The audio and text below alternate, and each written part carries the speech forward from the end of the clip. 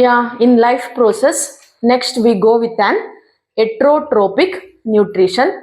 In previous classes, we are discussed about autotropic nutrition. Define heterotropic nutrition.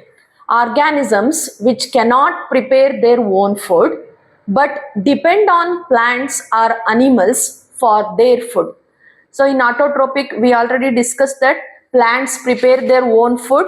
So we are called, those are autotrophs, like animals which cannot prepare their own food but depends on plants or other animals, we call it as an heterotrophs.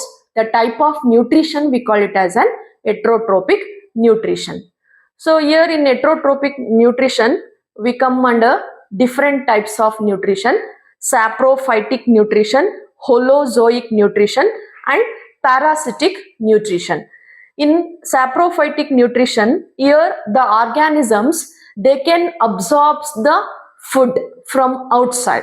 For example, fungi. In fungi, we take an example of bread mold, that is called rhizopus, yeast, and mushroom. Then holozoic nutrition means in these type of organisms take food into the body, then digest inside the body. Examples of these are human beings, dog, even unicellular organism like amoeba. Then parasitic nutrition. This type of nutrition takes inside the body of the other animals or plants without harmful those organisms. So those we considered as an parasites. Examples for these are lice, ticks, and leeches. So that means parasites, they depend on food and shelter for other plants and animals. So we call those are parasites.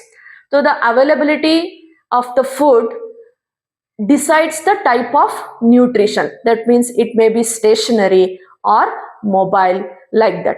So now I take an example of unicellular organism like amoeba. How nutrition takes place in amoeba. This is the simple diagram of amoeba. These amoeba having a finger-like projections called pseudopodia. The food enter into the body of the amoeba by this pseudopodia. Then it creates an food vacuole where the food enters into the body. In food vacuole, the complex substances of food can be converted into simple substance. Then after digestion, the food is circulate all over the body. After finishing digestion, the waste products also come out of the body through pseudopodia only. This is the simple nutrition in amoeba.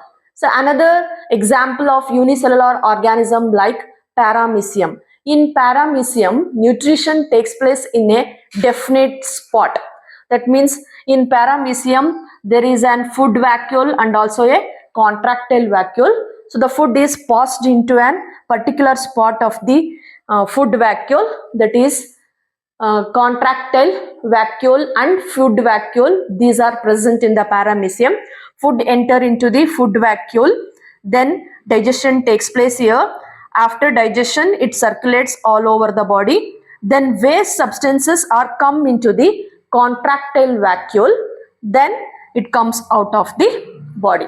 These are the examples of nutrition of the simple unicellular organisms, amoeba and paramecium.